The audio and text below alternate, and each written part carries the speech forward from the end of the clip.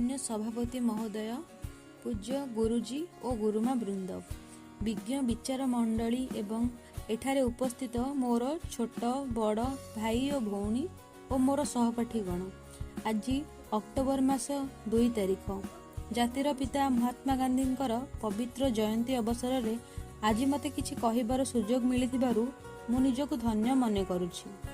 आम देश रे जेउ केते जण महापुरुष जन्मग्रहण करी देश और जातिर अशेष कल्याण साधन करिसंती, सेमानंक मध्यरु महात्मा गांधी अन्यतम।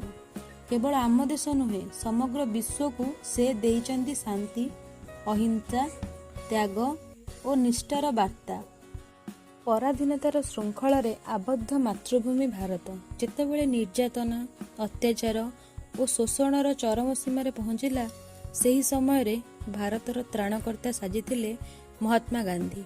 से 1869 मसीहा अक्टोबर मास 2 तारिख रे गुजरातर पोरबंदर रे जन्मग्रहण करथिले। तांकर पिलादिनर नाम थिला मोहनदास करमचंद गांधी। से थिले ईश्वर विश्वासी, सत्यवादी एवं कर्तव्यनिष्ठ। पिलादिने देखुथिबा श्रवण कुमार एवं हरिश्चंद्र नाटक तांको चरित्र उपरे गभीर प्रभाव पकेला। मात्रे 13 वर्ष बयस रे से कस्तूरबा को विवाह करथिले। प्राथमिक शिक्षा शेष हेबा परे से इंग्लैंड रु वकिलाती पास करी भारत को फेरिथिले एवं परे दक्षिण अफ्रिका जाइथिले। सेठारे वर्ण वैषम्य को नहीं चलीथिबा अत्याचार, निर्यातना विरुद्ध रे स्वर उत्तोलन करथिले। एही ठारू ही से अन्याय विरुद्ध रे लड़िबा पई साहस पाइथिले एवं 1915 मसीह भारत को प्रत्यावर्तन करी स्वाधीनता संग्राम पाई निज जीवन को उत्सर्ग कले। गांधीजी भारतर विभिन्न स्थान भ्रमण करी लोकमानंक मनरे स्वाधीन चेतना उज्जीवित करने सह अनेक आंदोलन रे नेतृत्व मध्य नेइथिले।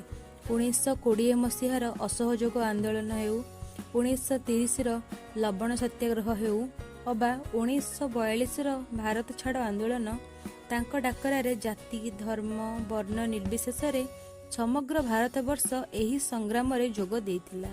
एहा इंग्रेज शासनर भित्तिभूमि को दोहलाई देइथिला। तांकर निरविच्छिन्न उद्यम और अहिंसा रूपक मंत्र द्वारा परिशेष रे भारत इंग्रेज शासनरु मुक्त होइथिला। 1947 मसीहा अगस्ट मास 15 तारिख रे भारतीय माने स्वाधीनता लाभ कले सत्य।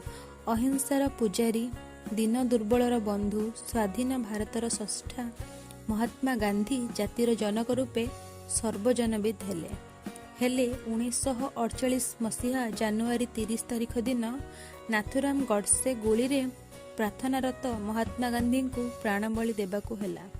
आज से ही जातिर पिता महात्मा गांधी जयंती सर्वत्र पालित हेउची। से आउ नाहांती सत, हेले तांको आदर्श सर्वदा भारतीय मानंकु चिर उद्बुद्ध करुथबो। एही पवित्र अवसर रे आमर चिरस्मरणीय नेता बापूजी उद्देश्य रे हृदय गभीर श्रद्धांजलि ज्ञापन करने संगे संगे मोर वक्तव्य शेष करुछि। जय हिंद, भारत माता की जय।